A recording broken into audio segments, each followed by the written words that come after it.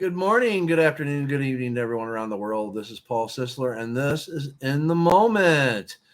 Today will mark another episode, episode 3 of Tuesday Takes with L.R. Evans. At least I didn't switch it around. I've been made aware that I have dyslexia. Sometimes I say RL, it's L.R. L.R. Evans. And today we are going to talk about pacing and keeping time when writing. And to do that with us today is going to be none other than L.R. Evans. Hello, Luke. How you doing? Meow. I'm fine with being R.L. Evans. It makes it sound like I'm related to R.L. Stein, so it's fine. All right, sussy kid. Sussy? I love it. Yeah, so today we're talking about pacing and keeping time in your novels, which is something I've been told that I do pretty well, so that's why I'm playing with it.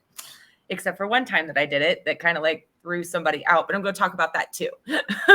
That would actually be one of my grandchildren, if not both of them. So it's either Austin or Casey. So hello to Austin and Casey and to my daughter who's there. So we have family viewing today. So all right. Not with me on the show. All right. F-bombs to a minimum. Got it. Oh, it's Austin. It's Austin. So there we go. So you're good. You're good. Okay. So yeah, we'll just jump into it. I have like a bunch of notes in front of me, so I'm hoping that I don't sound stilted, but I think that pacing is really important because it helps you avoid a lot of the pitfalls that readers usually complain about in the reviews. Like, oh my God, insta love, like it just happened. Or, oh, this is a Mary Sue character. They were like super fucking powerful from the beginning. And see, I can't stop myself from using an F-bomb. So whatever. So by learning how to pace your novel well, you're going to be able to avoid some of those more negative reviews that you get, more of the reader complaints. Because what happens when you have bad pacing is it doesn't feel authentic to the reader. It doesn't feel like real life. So I'd say that pacing is just as important, if not more important, than the descriptions, the vivid descriptions that you use in your novels. Kind of explain what pacing is for those that may not be, a writer or just getting into writing. Explain what pacing actually is. Okay. Well, it's the rhythm of the story. It's making sure that you're speeding up where you need to speed up and that you are slowing down where you need to slow down. And it will depend on what scenes. I'm looking more at the microcosm of this. I'll talk about the macro in a minute, but it's about slowing down for like the emotional scenes, really dragging your reader in, describing like all of the emotions and sensations in the body and all of that good stuff, so that the reader actually has to sit and feel their emotions along with the character. And then it's speeding up and making it all breakneck and going from action to action to action whenever like it's a panicking scene. And by doing that, you create a more authentic experience for the reader. So it makes it to where it feels like it's actually happening because they are able to empathize with the character as these events are occurring. So that's what the microcosm of pacing is. But for macro, as far as like the way that the overall story flows, events and things like that happen, that is more something that you have to look at from an outlining perspective. Like you don't want to start with, the biggest, worst thing that you can imagine for your character in like chapter 3, because that leaves you nowhere to go. So in the bigger picture of it, pacing is important to make sure that you are, your viewing is better over here for me. So, hey, I'm sorry, I'm ADHD. Hi. So making sure that you are taking your time with the story and letting things flow naturally and gradually is how you're going to make sure that you're not throwing too much at the reader all at once, which is another thing that readers complain about, is that everything happened like at the beginning and then we had the lulling middle action and then like it just looked like the ending got wrapped up way too quick. So So that's what pacing is. If that makes sense. Oh, I kind of definitely. word vomited. Well, it's kind of like what I'm doing with Blood Schism, which actually I was talking with T-Paw, and one of the other names, because every time I talk about Blood Schism, it's just like, okay, this sounds like one of those 80 B-roll movies. I actually thought about the Rainbow Prophecy, and that was one of the other titles I had for it. So T-Paw came up with some ideas. So there's the name's still up in the air. So anyways, with that, I started out kind of fast. Well, it's kind of like slow, and then immediately goes into a fast pace when she encounters the vampire. And then she's taken away, and now you're kind of wondering, well, what's going to happen? Where's it going? And then I take it into transition, where she's transitioning and the process of everything that's going on, which introduces more characters. So now I'm kind of pacing, like you said, bringing it into where what's going to happen, what's going to happen to her, what's the whole idea of this whole story now. So that kind of builds into that. And then of course, chapters 3 kind of tells you exactly what's going on with her. And then chapter 4 is going to be more about Donovan and what's going on with him. So yeah, I love it. I love it.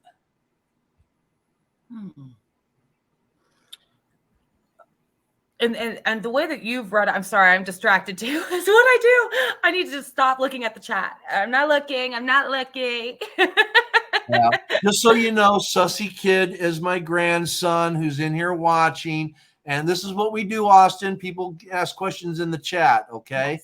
So Yes, don't be so uptight there, little one. And I do like the questions. That's why, like, I look just in case there's a question or something. I'm like, hang on, let me get you. Yeah. But if I ever stop and it looks like I have the buffering symbol on my forehead, it's because I'm just checking. I'm just checking. Okay, so yeah, I think that your pacing works from what I've read. Like at the beginning, like ignoring the prologue, like I always do. I ignore everyone's prologue. Sorry, Jay. I will eventually read the prologue after I finish the book. It's just what I do. But from what I've read in chapter 1, moving into chapter 2, the pacing fits the emotions, and that's what you really need to do whenever you're working on your novel. You need to make sure that if it's an action-packed scene where like a lot of stuff's going on, you're not slowing down to like have a conversation. Like you don't have a big, long, drawn-out conversation with the villain when you're fighting for your life with the villain. Like the conversation, if you need to have a conversation with the villain, it needs to happen before the actual action comes into play. And I feel like you did that really well with Donovan. Like there was a little bit of a conversation at first, then shit hit the fan, and it was just action. It wasn't like a whole lot of like dialogue between them or anything like that. They were fighting. And then after she wakes up, then it's more time for conversation because she's trapped in a cage. There's nothing fucking going on now. So I guess now we can have a fucking discussion because I ain't going nowhere. Like that's the time for conversation. Right. Then chapter 3, I go to Jameson and the others and what they're plotting and what they're doing, which brings in more characters. And then I go back to Donovan on what's going on there. And then chapter 4, the big battle and the escape. And then chapter 5 is going to introduce the druids. So, it's the introduction. And then again, more combative aspects. The freeing of the Bondi maidens in chapters 6 and 7, so yeah. And I think that's where you got it right, is you used your empathy in order to write the story. And as long as people do that, that's pretty much like a life hack for keeping pacing in your novel, is making sure that you are looking at the events through the scope of empathy with your character. And as long as you do that, you'll be fine. Like people who don't do that, it will be like the character's best friend dies, like the main character's best friend dies, and we just blow right past it because we want to get to the action or whatever. That's an example of doing it wrong. Like that, the main character wouldn't do that. You wouldn't do that. So if you look at it through empathy, the whole fucking plot stops at that point. My best friend just died. Fuck the world. I'm grieving. That's what happens. And that's why it's so important to pay attention to that. If you use your empathy, that'll win it over every single time. All right, hold on. We have a question. We have a Okay. question from my grandson. Okay. Austin, you're up here now. The world gets to see you. What is the Rem World Trilogy? So I thought that would be a good question for my grandson to have answered. It's 18 and over. So I'm going to preface it with that. But basically, an 18th century funeral director from London wakes up in a dream world. He learns to travel. He wakes up there and comes face to face with a rock monster. And he has to learn how to navigate this new world. Rem World is the place where all universes meet, all planets, all universes, everything. They all converge in this one place. And Julian wakes up there and has to learn how to protect himself, how to live in this world, because he has no memories of his waking life in London at all. And his memories start coming back and he starts learning about himself. The readers learn about him as he's learning about himself. And that's the main plot of book one. We're just kind of getting familiar with the world and things like that in the first book. All right. Sorry to take you off topic there, but no, you're good. You're fine. That's great. I didn't want to make it sound too intriguing because I know that Austin is a child and I know my book is not child friendly. Yeah, well, he's a little smarter. He's brighter than his own good there and all that. You know, he might be young, but he's got this adult mentality. So, anyways, good kid. He's bright, but It's nothing about being smart. It's more about the topics that are handled in that. Right. It's a little heavy. Right. Especially chapter 14. Don't ever read chapter 14, child. Okay. Anyways, back on topic. I'm sorry. No, you're good. You're Gucci. All right. So I do have a little bit of notes here for like how to kind of pace different events. I have like 3 examples here. Like for emotional events, obviously you want to slow way down. You want to describe the physical sensations in the character's body, as well as actions, sounds, etc., that they may be taking or making. So this is your time to shine if you're like a big descriptive type of person. What I do is I put myself in those empathy shoes again for those emotional scenes. Like somebody's just died or they've just, it's something sad's happened. I can't think of anything sadder than somebody dying, which is sad, but whatever. Anyway, so when that happens, what I do is I put myself in those shoes and I think about what it feels like when I start to cry. Like my body starts getting hot. Maybe my heartbeat either speeds up or it slows way down, depending on the kind of sadness. There's the prickling of the eyes. There's maybe like your stomach kind of roils or something. It feels kind of like turbulent, like you have to really like put yourself in that mode, which is why I hate writing sad scenes so much, because I usually get depressed after writing a sad scene because I make myself sad so that I can like really zone in on those feelings and be like, oh, okay, now I feel like this. And now I feel, oh God, like I feel like clammy. I feel clammy. Why do I feel clammy? And then I just write that. Whatever I'm experiencing in that moment, I slow it down. I describe every single detail of what my body is feeling. And that's how I draw my readers in, because that sparks that in their head, like, oh, okay. Yeah, no, I felt like this before. This is exactly how it feels when I'm sad. Method acting for writing. Yes, Dana. Yes, Also making sure to describe like the sounds that the character is making and the any kind of behaviors or body language that they're making as well. But those are more external. So I'd go a little light on the external descriptions and more on the internal descriptions of how the body is feeling in that moment. So like any kind of sobbing sounds, maybe like sniffling, their nose or something. I don't know, any shaking, trembling, any kind of tics that they might have whenever like they get really upset. Like for me, I scratch the back of my head, which is sad. Like it's one of my things. So that is something that you would do for emotional events. You really want to slow it down.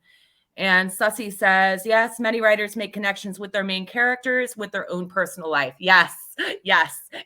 RimWorld is my journal. I just tweaked it a bit. Smart for his own good. Yes, he is very smart. Very smart. I can't wait till you're old enough to read my book. Okay, and then for panic events, and I kind of touched on this earlier, but that's the one where you speed way up. So if like it's something like a car crash or a lot of things happening all at once, and the character is just like taken off guard and trying to like find his bearings or their bearings, you want to be really brief with your descriptions of sensations, like inside the body at all, because this is a more external thing that's happening. They're not going to have time to slow down and like contemplate and think about how they're feeling and be in their body. They're going to be very ungrounded in that moment anytime that there's a panic scenario. So you want to like move from action to action without any kind of pause in between to explain.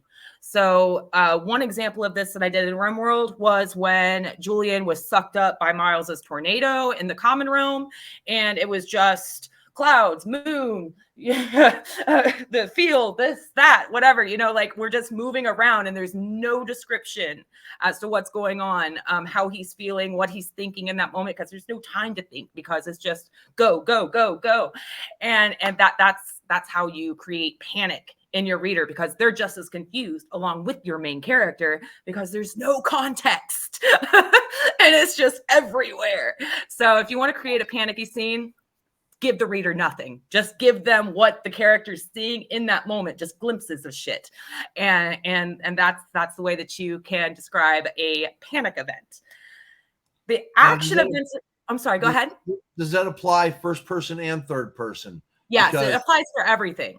You can write third person, you can write third person past, you can write third person present, first person past, all of that works.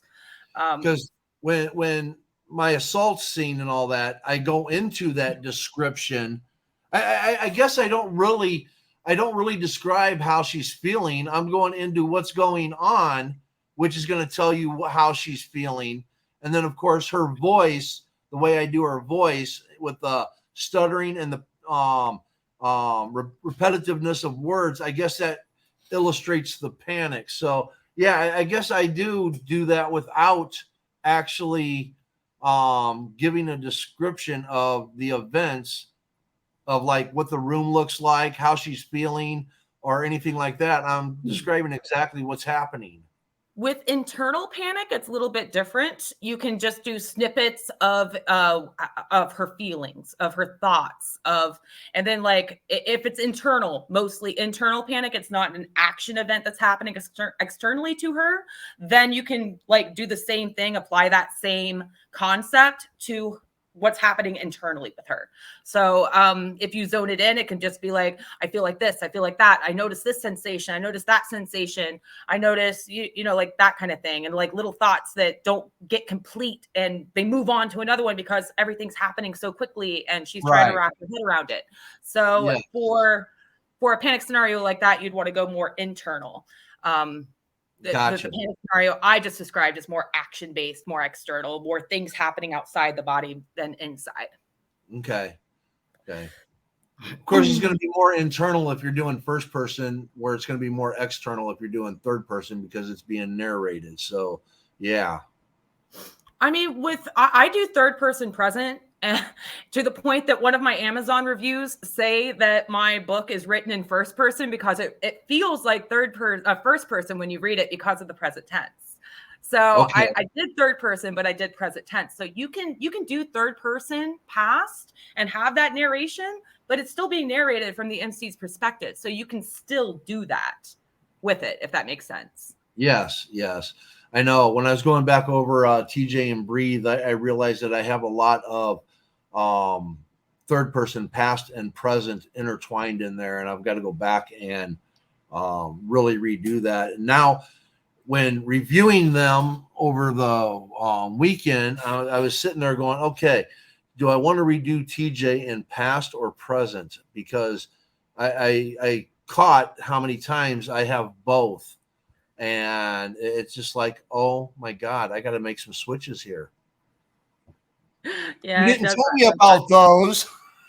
Well, if you, I'm sorry, I didn't notice the story was too good. I didn't pay attention. Yeah. I think that when it comes down to choosing tense, just to get off topic for just like half a second, and then we'll go right back into pacing and keeping time.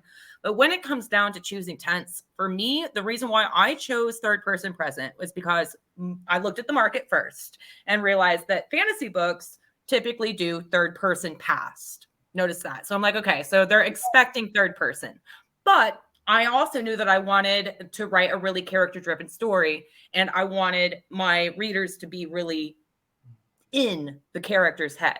So that's why I chose present, because it's more now. It's more, this is happening right now. So Julian walks across the whatever the fuck, like that's what I wanted to do, but I still wanted to keep in line with the market. So that's why I chose third person present. So if you choose a different one, you just have to decide and weigh the pros and cons on what the market's doing, what's normal for the market, and what it is that you want to accomplish with your story, if that makes sense. Okay. All right. Austin, first person and third person has to do with the point of view of how you read. First person is from like my perspective that I'm reading something, that I'm doing something, where third person would be narrating that they're watching people do things. So that's the difference between first person and third person. I feel like that's more. See, one of the things that I learned is that it shouldn't be anything like Julian watches somebody do a thing. Like, you should always take out the watches thing. It should always just be, instead of Julian watches person do a thing, it should just be person does a thing. Right. Can be internal as well. Yes. Okay. Bringing it back. I took it off topic. The action events, how to do action events for pacing. I feel like that is where I kind of fall a little bit to the wayside. I have to really focus on action scenes because I suck at them. I'm more a shoujo writer, less a shonen. So for the anime nerds, they know what I'm talking about. But for action events, I'd say medium to fast pacing. But you definitely don't want to slow it way down like you do with like the emotional events that's happening. So you don't want to go like super inside the character for any kind of action events. It wants to be more external. Not saying that you can't describe anything internal, but you want to keep it to a minimum. Little bit more description than panic scenes, but way less than emotional scenes. So you want to mainly be focusing on what's happening on the outside, external conflicts, actions that are happening. But you also don't want to use too much description about the actions that are happening. You want to keep that vague because it's going to slow down the pacing. The more description you have, the slower the pace is the easiest rule to follow there.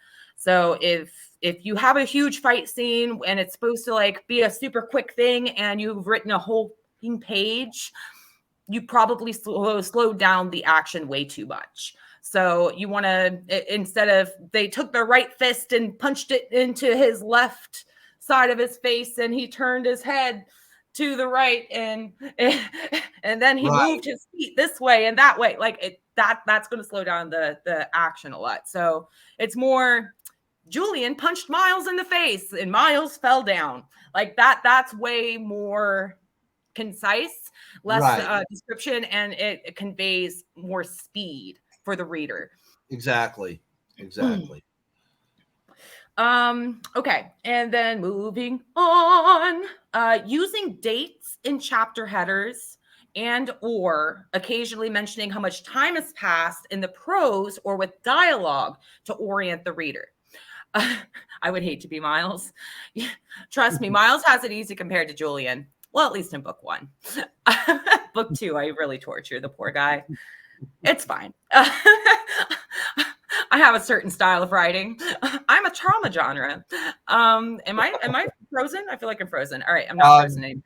Briefly, either you froze or I froze. It was one of us. Pretty sure it was me. It's okay though.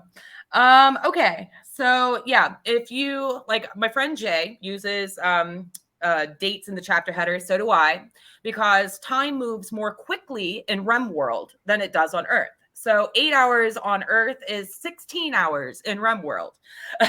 So for like every day that passes on Earth, 2 days basically pass on in REM world. So in order to keep myself accountable, it's not that I think that people are going to read the chapter headings for the dates. I don't whenever I read a book, but they're there for me as guidelines, basically.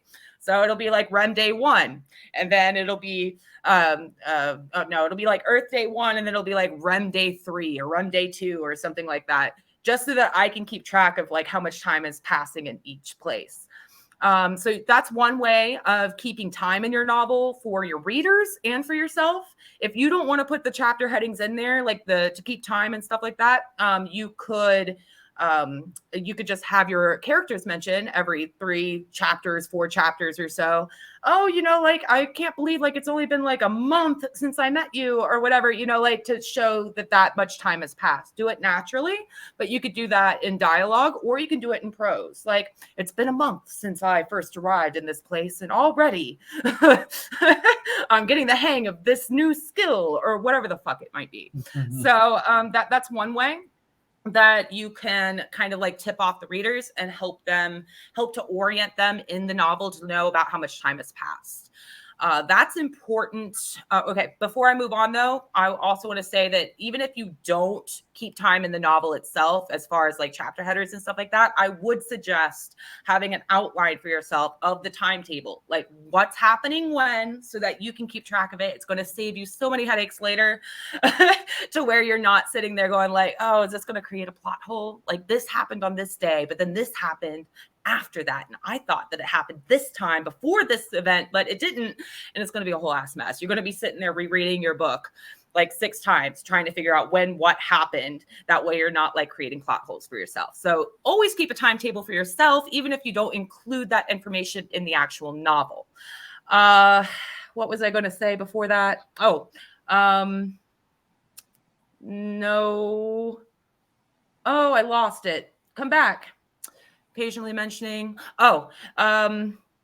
Also keeping having the characters or the prose of the dialogue mention the passage of time that's occurred up to this point is also going to help readers from being annoyed with you because they feel like less time has passed and all of a sudden your characters are in love. It's like, bitch, it's only been like 2 days. No, it's been like 3 chapters, I understand, but like several months have passed. So if you mention that and you make sure that you're mentioning the time jump, it's going to keep you from getting reviews where it's like, well, they fell in love by chapter 3 and we only saw them in chapter 1. Well, that's because 7 months have passed from chapter 2 to chapter 3. There was a time jump. But if you don't include that, your readers get pissed off because it's insta love.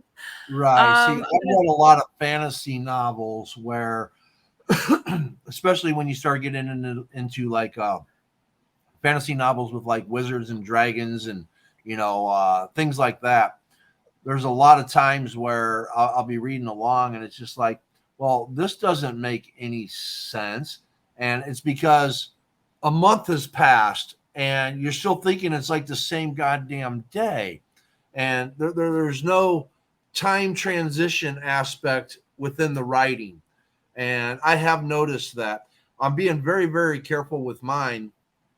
As you know, I'm doing like the time passing is like I announce the time of each like sub chapter, each event. I'm doing on Blood Schism and all that. Each event, it's 8:29 Donovan, 9:55 Iris, so you're going through the events as the time is passing. And there's some times where it's like one time will come before another time. And you're just like, okay, so this is what Donovan worked up to while Iris was going through this. And now that time has surpassed it. So you can tell where the overlap is. Whereas with TJ, everything's happening day by day, but yet they're going over the time periods of TJ as he's growing up. So there's years that pass on I'm running 2 timelines because it's coming up to an event of present. So it's running 2 timelines, and then Breathe I'm doing day by day. So Wallpaper, I got to do some work on it. I've already got the timeline all messed up on it because I'm not using any of those 3. And when I go back, it's just like, wait a minute, nowhere did I describe that 3 days has passed and they're sitting in the police station being interrogated about the skin wallpaper, So yeah, I have to really work on that. I got lost in it when I was doing it, but yeah. See, and there's a fallacy when it comes, a pitfall. I shouldn't say fallacy, but there is a pitfall when it comes to keeping time with the headers as well. Like with Run World, I was careful to make sure that I was also mentioning it in the prose and the dialogue because I know how I read.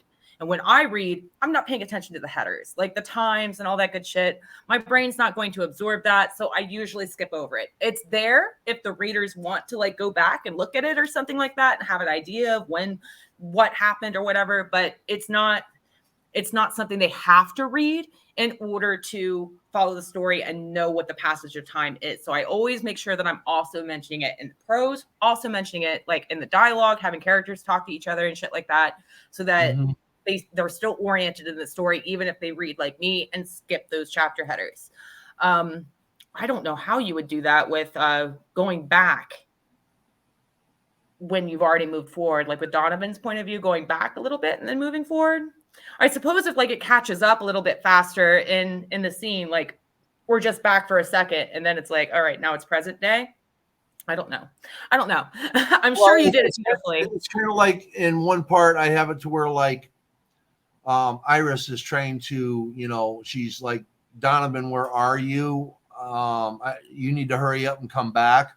And then Donovan, when I go back in time, like by an hour, and then bring it up to that, where he's going through certain events, suddenly he has this overwhelming feeling that he can feel Iris calling to him. So that brings you up to that timeline. So, and as you're reading it, you're just like, it makes sense when you I get it. That makes sense. That's what I was wondering. So it's a very brief like step back in time, and then the reader is oriented again within like a couple of paragraphs where it's like, oh, okay, yes, I hear Iris calling out to me, but we already read Iris's point of view where Iris is calling out to him, so now we know where we are again. Gotcha. Yes. Yeah, that works. So it brings them together. So you have the relevancy of time in this. Yes, very good. Yeah, I figured you did it right. I couldn't imagine it there for a second, so I'm glad that you extrapolated on that. That's awesome. When I'm ready to do chapter 3 in spaces and all that, and I know High Lord is waiting for chapter 3. So yes, High Lord is I know. So once I get a few more chapters completed, because one of the things that I got stuck on, because I had to do that first submission of the first 3 chapters, I went back and I edited and edited and edited and edited and edited. Now it's hard for me to get back into just writing mode without editing. I've got this thing where I have to edit it now, and I'm trying to break myself from that so I can get back into the writing aspect, and then I'll just come back and edit it later. So I'm having a transition problem with myself, trying to get back into the flow of the writing and letting it just go where it goes without the need to edit.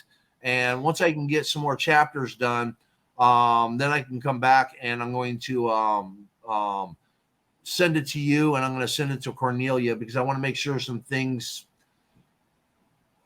are applicable in the right way. And then sensitivity readers, yes, right. And then when it is, I think I'm going to bring Cornelia in to when I do a reading of like the first 3 or 4 chapters, we can have a space some night where I can just take the 2 or 3 hours and read the first like 4 chapters or 5 chapters. That could be cool. Yeah. Yeah. Earthquake.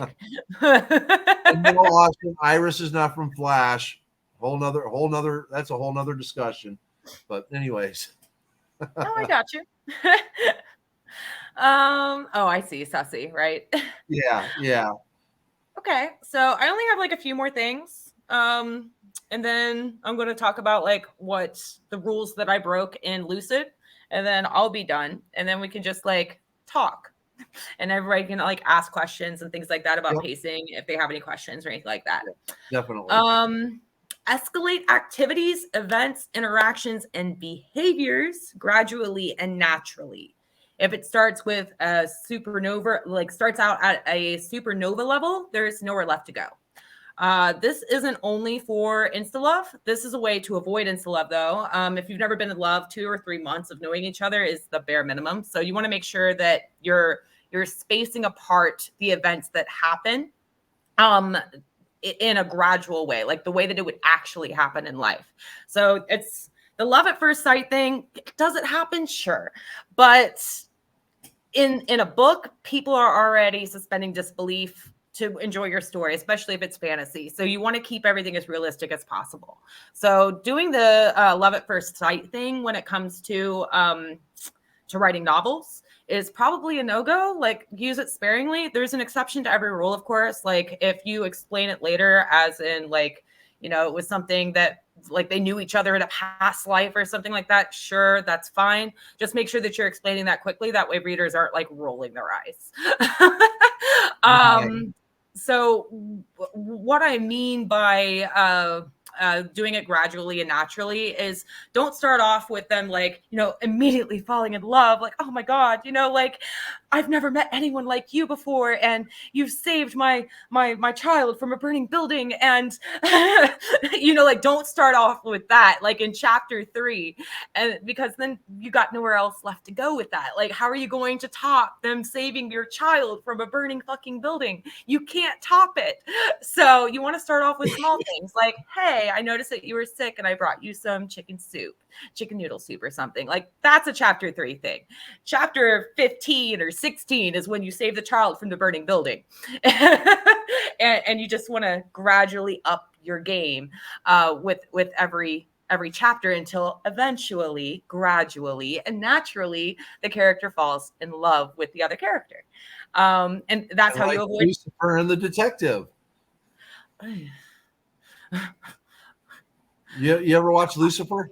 I did. I just, Chloe Decker's acting. I don't mean to say anything bad about it. I got you. I got you. Yeah. But yes, that gradual. What you're talking about is Chloe, the detective, and Lucifer didn't kiss in the first episode. It took a season. So you build up to that. So you build up for that kiss. And then does it work? Then you have that. Oh my God! But they can't be together now. Oh my God! How do they get back together? Yeah, exactly. I'm not trying to get like too much on the romance thing here, but one thing that I really do hate about romance most of the time, and a lot of other readers do too, you guys have heard this before, the 80% breakup. Like when you get to 80% of the novel and they break up only to get back together at the end. That I feel like that happens because the writer doesn't know how to further escalate the relationship. They get to 80% in the novel. They're like, well, now I need something big to happen at the end so that like it's not boring and dull. Like I don't have an actual climax to put here because they used up everything in the front matter in the first 80% of the book. So now there's nothing left for them to overcome. So you want to make sure that you are also looking at your plot. Avoid the dragging plot. If you use up all of your most interesting stuff in the first 10 chapters, you're going to find yourself in the outline pit again, or using a lame ending that's not going to work out well. So you want to make sure that everything that's happening in the beginning of your book, in the middle of it, all of that, it's leading up to your climax. That way the readers don't feel cheated out of a really exciting ending that they're invested in. Because did you ever watch NYPD Blue? Okay. Well, you have the detective Andy Sipowicz. Okay. And when it starts out, he's a drunkard. All right. He's an alcoholic cop. And from there, he goes on the wagon. It shows that he's a racist. He's a bigot. He's a misogynist. And then as time goes on, you see him grow. And by the 10th season or whatever it is, you love Andy because he is such a great guy. Okay. This is my Donovan. Okay. Donovan is my Andy Sipowicz. Donovan is the guy that you're going to hate. You're going to hate. And Iris is going to love him, hate him, love him, hate him. Because all these different things that come up, he's got to learn to see in a different way. And that character is going to develop. Then you're going to have the character on the Druid side, which is going to be another Andy Sipowicz, but from the other side. Okay? They think they're good, but you're going to have all the bad aspects that come out that they don't see as bad aspects, and then they start to recognize. So it's the growth of two different characters coming from two different perspectives in two different ways that you're going to love to hate and hate to love. And that's actually my next point, was avoiding stalling character development. If your character flaw is easily resolved, you need to give your character a worse flaw, because there's no payoff, really. It's like, oh yeah, this character is, I don't know, has trouble with commitment. And then like the next second, like he meets somebody and then he's like, I no longer have problems with commitment because this lady told me that I shouldn't have commitment problems. Character flaw resolved. Like that happened in like a page. That wasn't even character development. Nothing happened there. You just made it happen so that your character was likable. And all it did was it destroyed the authenticity. So, exactly, because those flaws can't be fixed overnight. You know, it takes chapters and chapters and chapters, and or in the case of like NYPD Blue, episodes, seasons. Yes. So, and that's going to be the whole theme throughout my book, is the development of these characters.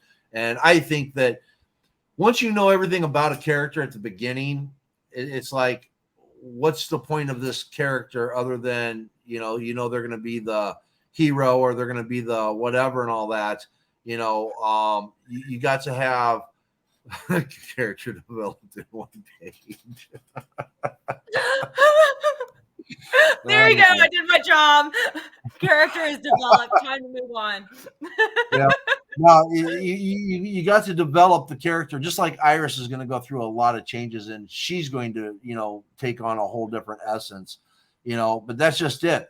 You got to continually have this change that takes place, and, you know, either for the better or in the case of your villains, for the worse, you know? So, yep. I agree. Yes, absolutely. And oh no, brain, come back.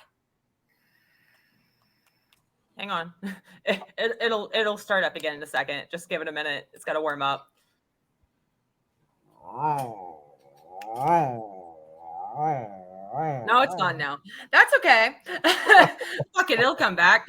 Character development. Yep. It was character development. I was talking about how, oh yeah, it's really important to have like characters that aren't perfect. And I know that sounds like a given, but a lot of the times we create characters based on either ourselves or somebody else that we know that we have put on a pedestal. Like maybe we don't see our own flaws, we're not self-aware or whatever, and we write our characters the way that we want us to be.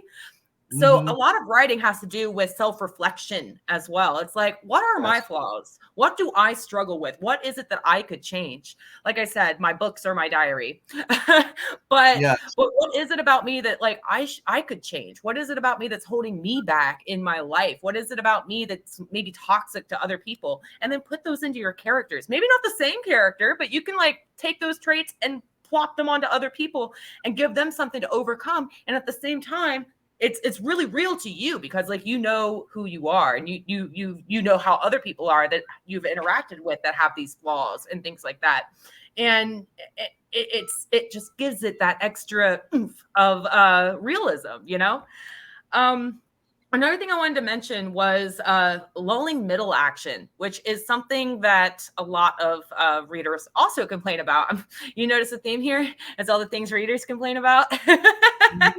But like basically, if the MC is already level like 9,000, readers aren't going to be worried about him losing a fight. So if it starts off like, or if the stakes are too high, like, okay, the stakes in chapter 3 or in the first half of the book or whatever is, the apocalypse is going to happen. And then that's resolved. And then, like, what are you doing for the rest of the fucking book? Like, what's bigger than the fucking world ending? What's bigger than the fucking apocalypse? Right. There's nothing. How are you going to top yourself? So start small and work your way up to the biggest fucking event.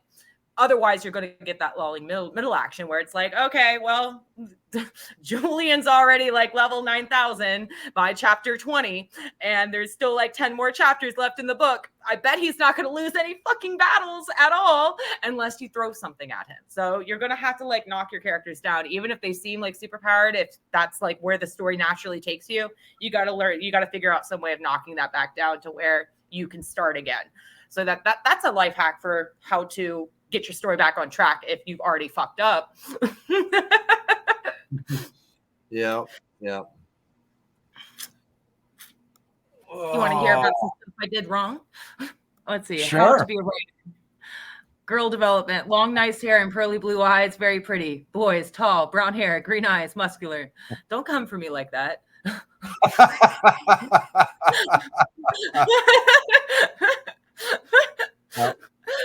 I do have some characters like that, but why is it Julian has green eyes? Like, it was only one thing, but he's actually shorter compared to most men, though. Like, Julian is like 5'6", 5'7", something like that. He's my short king, and then I have Miles. It's the big fucking beefcake, but also has anger management issues, but also has them under control. So he's like a big, like, sensitive crybaby. I love him. Miles is my favorite. But the girl development, I don't think that I've fallen prey to that. Like, I'm pretty careful about it. So, like, most of them have short hair. Actually, I have a couple with long hair, but they're all girl bosses. Some shit I did wrong in Lucid. I won't say I did it wrong, but I broke a rule, but I broke it with purpose. And this comes back to pacing. So in one of my reviews that I got on Amazon, somebody said that, like, it felt like Lucid should have been 2 books because the first half was really like plot and world centric. And then the second part of it, the second half, was very character developing. It was very character relationships and stuff like that. Like, we went more internal. So the first half was macrocosm and the second half was microcosm. We came in. But the reason that I broke that rule was because what was happening at the beginning set the stage for what needed to happen in the end with the character development and the character interactions and stuff like that, because Julian's past life memories directly play with these other characters and furthers the plot, because the more he knows about himself, the more he starts interacting with these other characters, and those character relationships and the memories that he's recovered play directly into the events of the story in not only book 1, but book 2 and book 3. They become very important because of those past events that happen. But you want to be careful breaking this rule, because, like, especially for like point of view changes. I'm just going to read what I got here. I said, be consistent. There's an exception to every rule, but break the rules with purpose. If your entire book is in one character's point of view 75% of the time, then switching to a new point of view for the last 100 pages will be jarring. So, like, if you want to change point of views, set that expectation early, unless you have a really good reason for switching point of views at the end, such as maybe your main character dies. You want to spring that, like, okay, the main character died, so now we can't use the main character's point of view anymore. We have to switch to another character's point of view, maybe like a supporting character or a second MC or something like that. You switch to the second. Julian being smart, yeah. Miles, Hulk smash. That's facts. But yeah, so that's one example of breaking the rule with purpose, is if the main character dies and that's the point of view that you've been in the entire book, then obviously you'd switch the second to another point of view, because the story can't go on without that narrator anymore. So that's an example. But I would try to just be as consistent as possible. If you don't have a good rule, a reason for switching point of views, And it just started at the very beginning with switching the point of views. That's what I'm doing with Insomnia, because Insomnia is going to have like everybody is really important, and there's a lot of moving parts, and we have to follow all of these different characters. But I start that from the beginning. It's like this person's point of view, and then this person's point of view, and then this one, and like every chapter is a new point of view. That way, like the readers are already on board. They know what the flow of the story is going to be, and it's not jarring as far as pacing for them. Same goes for the vibe. If you've been focusing on the plot for half the book, then switch to the characters' internal conflict relationships for the second half. Readers could be confused. I've already discussed that. So that's all I've got. So if people want to like talk now or ask questions about pacing or something, go for it, because we got about like 10 minutes left. Yep. Nah, I did my transition with character view when Iris was unconscious, and then I just boom, I went right over to Donovan. So after Donovan, then of course now you got that interaction that goes on with Jameson and a few other characters. Then I bring them in and I start going from their perspectives, their point of view on how they, see things, say things, blah, blah, blah, and what they want. So that, and again, doing first person present, that was really, really hard for me to get into that mode of thinking, because everything else that I've written, I mean, obviously the Red Herring Effect, that's political nonfiction and all that. That's just it's just a bringing out of facts and giving my take on it, but getting into the fiction writing, that was all at the beginning. It was a whole new world. And TJ, I just kind of dove into that, and a whole new world. I kept it in as long as I could. So anyways, for me, I learned a lot from people like you and Cornelia and a few others that, Jay, my God, Jay was one of the first people that I truly listened to read a section of book. And it was just like, oh my God, I think I can do this. I'm going to try. And there you go. Now I'm doing it. I'm loving it. Sassy. And I continue to learn. A dazzling place I never knew. I know that's not how that goes, but I don't remember the next line. So, but kudos for you for coming in with like the second lyric. Also, Sussy says, isn't insomnia a non-sleeping medical condition? It is. See, after the events of book 1, in book 2, people are afraid to go to sleep because a bunch of people now are forced to go to RimWorld or get dragged into the subsea, which is basically a hell of their own making, because they have to relive like waking life issues that they haven't resolved yet.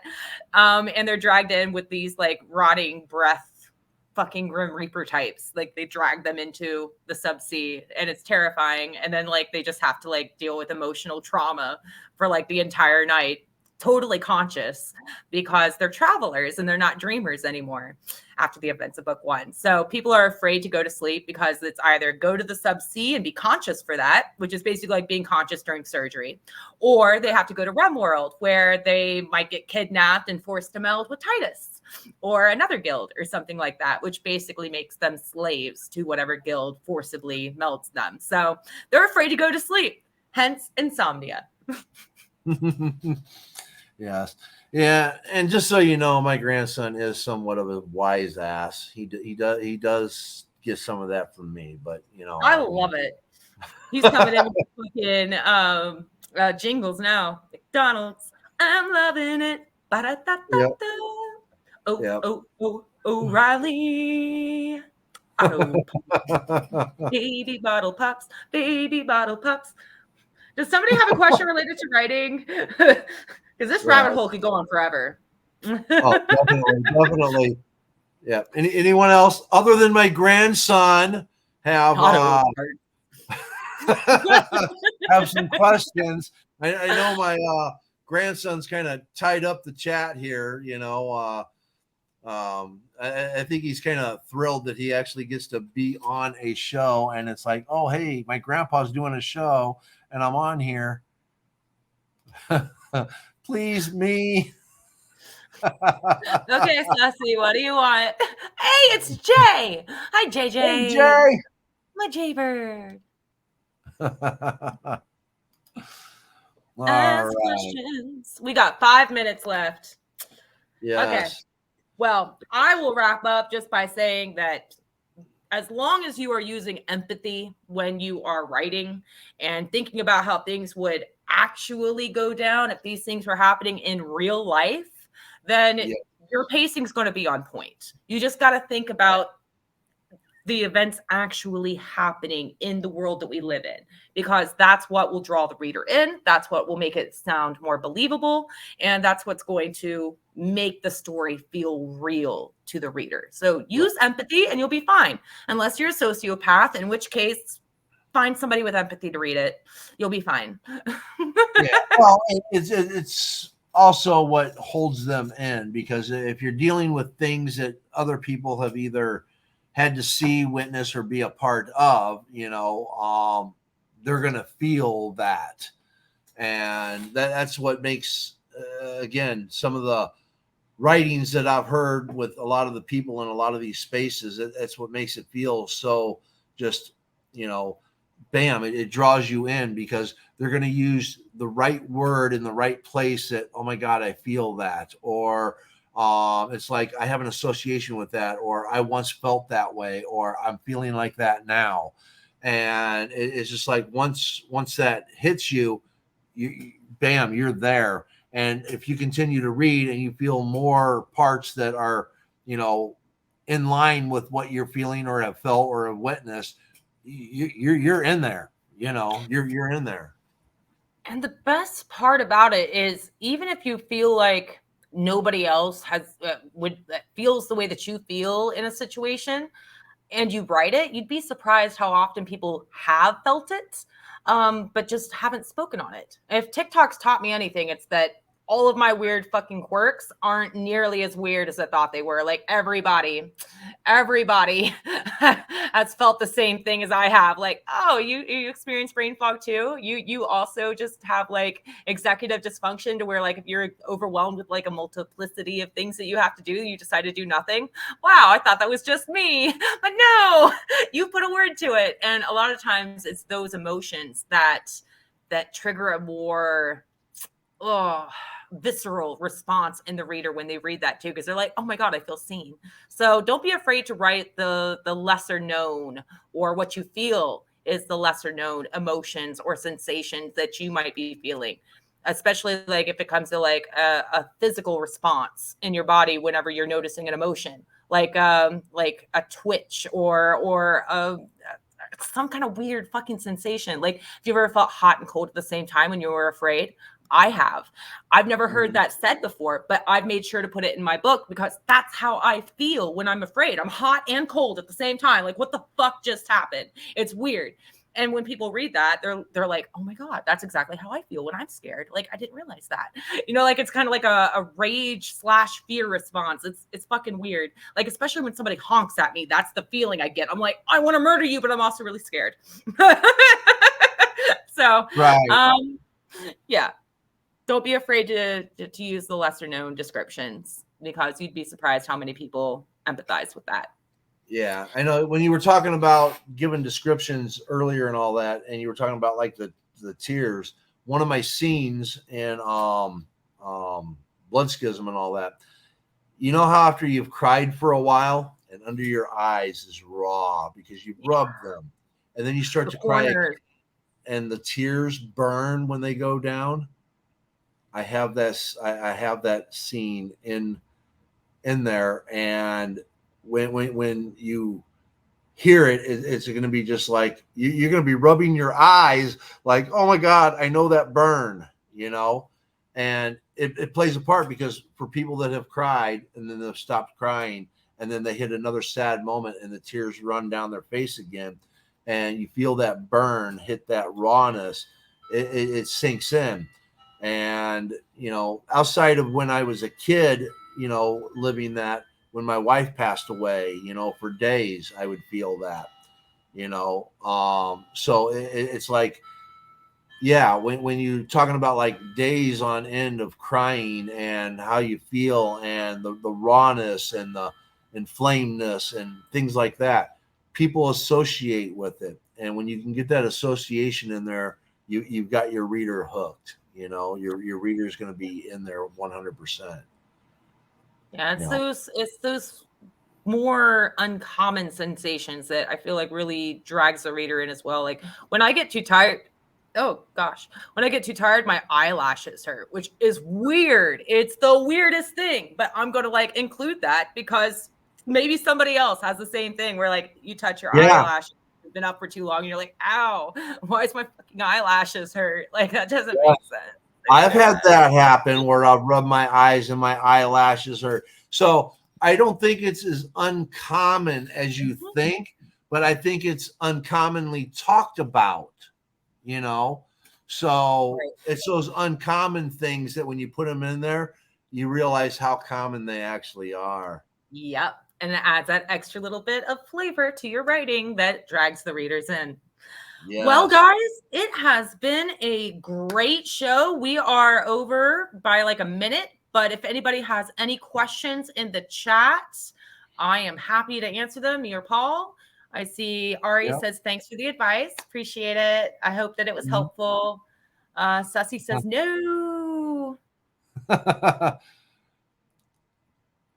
Yeah. Sussy wanted more. Sussy, I thought you were supposed to be doing chores. Um, Get back to those oh, weird. chores. I will have to call Right. your mom. All All right. right. Just a quick Did run of my week. So everybody knows, obviously, we have Tuesday takes every Tuesday here at 4 p.m. Pacific, 7 p.m. Eastern. Um, Tomorrow is Shadow Fox. The show will go on. Shadow Fox has COVID. So we'll see how she's feeling. Um, but the show will go on. That's 11 a.m. Pacific, 2 p.m. Eastern. Thursday, I have an exclusive interview. I have Sarah Donahue. Um, it's going to be she's on YouTube. She has a show where she talks about being mixed. So this is going to be a great show.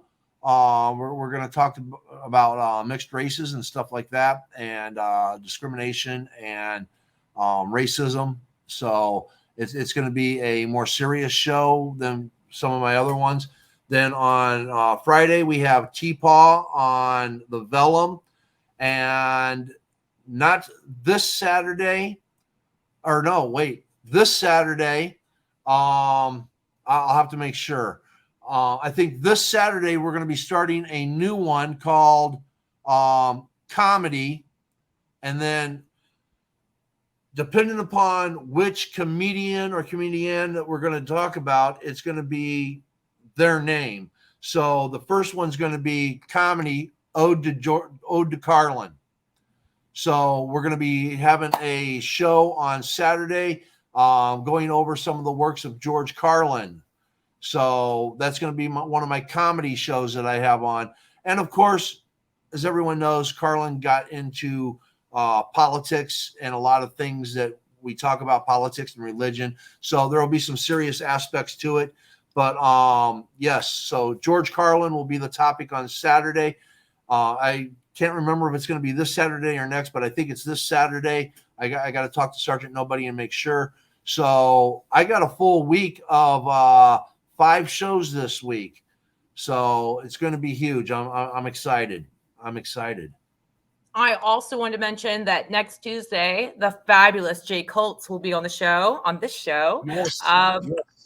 They will be talking about their book, Secrets and Songbirds, the first in the Right. Magnify series. Yes. Wasn't it And just released? it was. We're going to be talking about the release as well. It was released on the 22nd of November, I do believe. So they'll be on here talking a little bit about that and any kind of joys or pitfalls that they've encountered during the release, and a little bit more about their book and things like that and what's coming next. All right. Didn't Daigle just have a book release also? No, that's coming in January. It should In be bingo January. out in January. Yes, with Daigle. Okay, we got to get Daigle on here in January when his book releases because Absolutely. bingo. Oh my God. I So love bingo. I tell you, some great authors and all that. Jay is phenomenal. So my God, I can't wait to have Jay on here next week. I got to know more about this. Yes, it's going to be great. Yes. And then Hopefully, Daigle, I will have finished reading by then. That'll be exciting. I need to buckle down and like enjoy myself reading about my beloved Crossiffer. Wait till you guys hear that Crossiffer. I'm going to gush. Bryce, thank you. Paul for president. Okay. Yes. Sussy Kid, my grandpa for president. There we go. Love it. Love it. Okay. Thank you. All right. Thank you to everybody for your support. We appreciate everybody that was here. Remember, be kind, be happy, and may good things come your way. And until tomorrow for me and next week for Luke, everybody have a good day. Meow. Meow.